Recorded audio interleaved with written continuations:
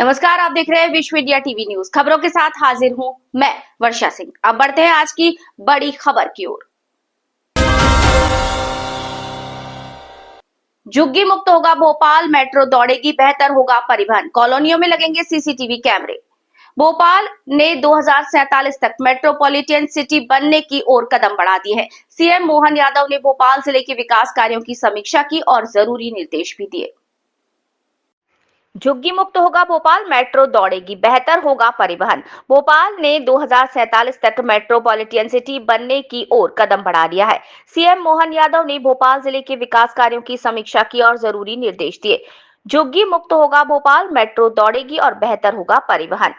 Metropolitan city बनेगा भोपाल, 2047 तक विकास की प्लानिंग। झुग्गी मुक्त होगा भोपाल, मेट्रो चलेगी भोपाल, मेट्रोपॉलिटन सिटी। भोपाल जल्द ही मेट्रोपॉलिटन सिटी बन जाएगा। भोपाल में मेट्रो चलेगी और भोपाल में झुग्गियां भी आपको दिखाई नहीं देंगी। सीसीटीवी कैमरे लगेंगे, सरकारी भवनों पर सोलर पैनल लगाए जाएंगे। भोपाल के 2047 तक के विकास को लेकर सीएम मोहन यादव ने समीक्षा बैठक में तमाम बातों को लेकर चर्चा की।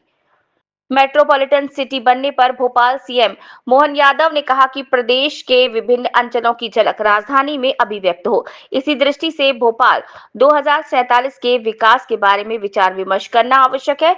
इसी के साथ ही भोपाल को मेट्रोपॉलिटन एरिया के रूप में विकसित करने के उद्देश्य से पश्चिम में आगरा मुंबई रोड और विदिशा रायसेन और सीहोर तक आवागमन का नेटवर्क विकसित करते हुए कार्य योजना बनाई जाए। भोपाल के झुग्गी मुक्त बनाने के टारगेट में मुख्यमंत्री डॉक्टर मोहन यादव ने कहा कि शहर को झुग्गी मुक्त बनाने के उद्देश्य से विकसित आवासीय सुविधाएं किराए पर नहीं जाएं, ये सुनिश्चित करना आवश्यक है। उन्होंने कहा कि अवैध कॉलोनियों और झुग्गियों के निर्माण के संबंध में सतर्क रहें। संबंधित क्षेत्र में इस प्रकार की गतिविधियां होने पर उस क्षेत्र के राजस्व और नगर निगम अधिकारी सीधे जिम्मेदार होंगे। यूपी के हमीरपुर में बिच्छू गैंग का आतंक, घर में घुसकर किया लाठी डंडों से हमला। देखिए पूरी खबर, बने रहिए विश्व इंडिया टीवी न्यूज के साथ। यूपी के हमीरपुर से खबर। यूपी के हमीरपुर में बिच्छू गैंग का आतंक, घर में घुसकर किया लाठी डंडों से हमला। यूपी की कानून व्यवस्था ने दबंग बदमाशों को इतना मजबूत कर दिया है कि उन्हें कोई चिंता भय ही नहीं। सीएम योगी दबंगों को और कितना मजबूत करेंगे, ये बड़ा सवाल है। हमीरपुर आधा दर्जन युवकों ने लाठी डंडों से किया ताबड़तोड़ पिटाई। गांव की गलियों में लाठियां लेकर युवकों ने मचाया उत्पात। बिच्छू गैंग के बताए जा रहे दबंग वायरल वीडियो जलालपुर थाने के पुरैनी गांव का है। भारत का डर दिखाई देने लगा पाकिस्तान पर। इंटरनेशनल बॉर्डर पर से चौकियां हटाई, झंडे हटाए। जानिए पूरी खबर, देखते रहिए विश्व इंडिया टीवी न्यूज। पाकिस्तान ने इंटरनेशनल बॉर्डर पर चौकियां खाली की, पाकिस्तानी झंडे हटाए। केंद्र ने पूर्व रॉ चीफ को राष्ट्रीय सुरक्षा सलाहकार बोर्ड का बनाया चेयरमैन। पहलगाम हमले के 8 दिन बाद बुधवार को पाकिस्तानी सेना ने इंटरनेशनल बॉर्डर पर कई पोस्ट खाली कर दी। पाकिस्तानी सेना ने इन पोस्ट से झंडे भी हटा लिए। कठुआ के परगवाल इलाके में ये पोस्ट खाली की गई है। पाकिस्तानी सेना एलओसी पर लगातार सीज फायर वायलेशन कर रही है। पाकिस्तानी सेना ने बुधवार को पहली बार इंटरनेशनल बॉर्डर पर सीज फायर तोड़ा, जिसका भारतीय सेना ने तुरंत जवाब दिया। इसी बीच केंद्र सरकार ने राष्ट्रीय सुरक्षा सलाहकार बोर्ड का नए सिरे से गठन किया। पूर्व रॉ चीफ आलोक जोशी को इसका चेयरमैन बनाया गया। प्रधानमंत्री आवास पर सुरक्षा मामलों की कैबिनेट कमेटी सीसीएस बैठक खत्म हो गई। सीसीएस की ये दूसरी मीटिंग है। पहली मीटिंग पहलगाम अटैक के अगले दिन 23 अप्रैल को हुई थी। सीसीएस की बैठक के तुरंत बाद कैबिनेट ऑन पार्लियामेंट्री अफेयर्स, आर्थिक मामलों की कमेटी और केंद्रीय कैबिनेट की बैठक होगी। राहुल गांधी पहुंचे पहलगांव में मारे गए शुभम के परिवार से मिलने। छलका राहुल गांधी का दर्द। उन्होंने कहा, मैंने भी अपने पिता और दादी को इसी तरह खोया है। राहुल पहलगांव हमले में मारे गए शुभम के परिवार से मिले। पत्नी रोने लगी तो गले लगाया। कहा, मैंने भी पिता दादी को खोने का दर्द झेला है। राहुल गांधी के यूपी दौरे का बुधवार को दूसरा दिन है। उन्होंने आज पहलगाम हमले में मारे गए कानपुर के शुभम द्विवेदी के परिजनों से मुलाकात की। शुभम की पत्नी ऐशन्या राहुल को देखकर रोने लगी। इस पर राहुल ने उन्हें गले लगा लिया और सांत्वना दी। शुभम के पिता भी राहुल को देखकर अपने आंसू नहीं रोक सके। ऐश्वर्या ने राहुल को पहलगांव में हुई आतंकी घटना के बारे में सब कुछ बताया। उन्होंने बताया कि कैसे मेरे पति को आतंकियों ने गोली मार दी। ऐश्वर्या ने बताया कि हर जगह सुरक्षा की व्यवस्था की गई थी, लेकिन पहलगांव में कोई सिक्योरिटी नहीं थी। ऐश्वर्या ने राहुल गांधी को बताया, 22 अप्रैल को दोपहर 2:25 पर हम लोग लंच कर रहे थे, तभी नॉर्मल कपड़ों में एक आतंकी आया। उसने पूछा हिंदू हो या मुसलमान।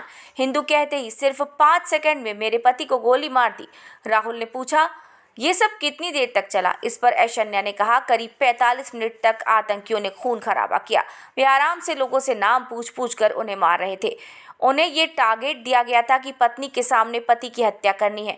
वे महिलाओं से कहते थे कि जाकर अपनी सरकार को बताओ, तुम्हारे पति को मार रहा हूं तो मैं नहीं मारूंगा।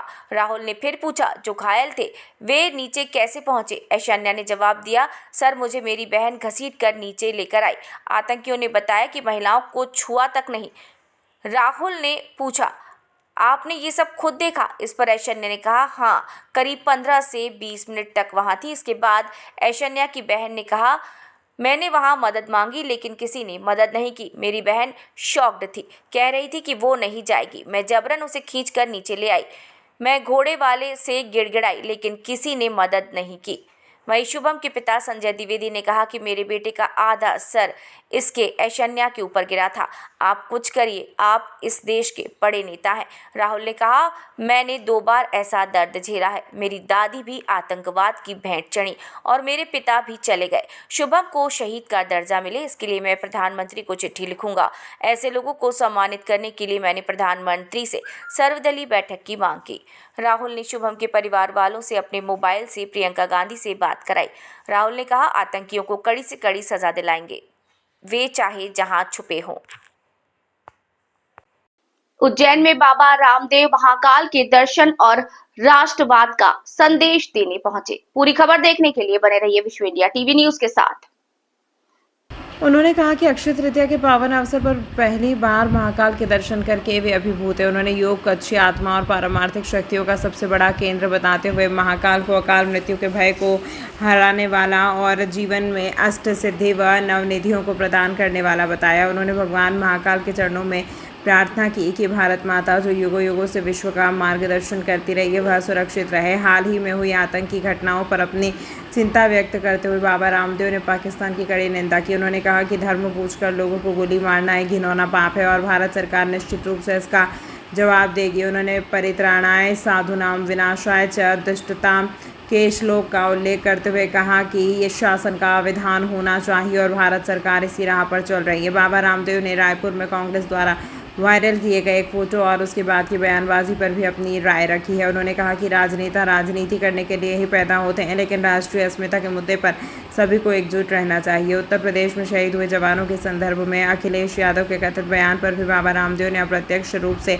टिप्पणी की है। उन्होंने जोर देकर कहा कि राष्ट्रीय स्तर पर सभी को एकजुट रहना चाहिए, यही संविधान और लोकतंत्र सिखाता है। डॉक्टर मोहन यादव जी घट रहे हैं और मध्य प्रदेश धर्म भूमि भी है और यह अब विकास की एक कृषि से लेकर के उद्योग से लेकर के और अब तो नए एक धार्मिक सांस्कृतिक और ऐतिहासिक तौर पर कुछ घटनाक्रमों को लेकर के और अब यहाँ पर महाकुंभ को लेकर के भी महाकाल तो देवों में देव महादेव और उस महादेव के अनुग्रह को प्राप्त करने के लिए पूरी दुनिया का एक सबसे बड़ा केंद्र, एक आध्यात्मिक राजधानी के रूप में उज्जैन विकसित हो रहा है और उसमें बहुत बड़ा पुरुषार्थ हमारे परम आदरणीय डॉक्टर मोहन यादव जी कर रहे हैं। और यह भी एक नई सोच है कि जब कुंभ अब आयोजित होने वाला है 2028 में, वह भी इतना यशस्वी हो कि सनातन का गौरव एक नए स्वरूप में पूरे देश और दुनिया को देखने को मिले। तो सभी दिशाओं से अहर्निश पुरुषार्थ करके पूर्ण सात्विकता और निराभिमानिता के साथ, जैसे हमारे शास्त्र में कहा कि शासक को पूरा वीरता और विनय का उसमें संगम होना चाहिए, तो ऐसे वीरता और विनय की प्रतिमूर्ति होकर के करोड़ों लोगों की अपेक्षाओं के अनुरूप आप यशस्वी कार्य कर रहे हैं। उनको शुभकामनाएं हमारी और आज तो हम अक्षय तृतीया को महाकाल के दर्शन के लिए आए थे। कोई राजनीतिक कार्यक्रम नहीं था, विशुद्ध रूप से एक आध्यात्मिक अनुष्ठान के लिए आए। और उसी संदर्भ में जब आपको पता लगा, मैंने तो इनको भी नहीं बताया था कि मैं आ रहा हूँ यहाँ, तो इनको जब भी पता लगा कि स्वामी जी यहाँ पर हैं तो इन्होंने अनायास मेरे को रात को फ़ोन किया कि मैं सुबह आपसे आशीर्वाद का आकांक्षी हूँ। तो मैंने कहा जरूर आपसे मिल के जाए। Thank you. इस बुलेटिन में फिलहाल इतना ही। फिर मुलाकात होगी ताजा तरीन और नई नवेली खबरों के साथ। तब तक के लिए आप देखते रहिए विश्व इंडिया टीवी न्यूज। अब सुनेगा भारत।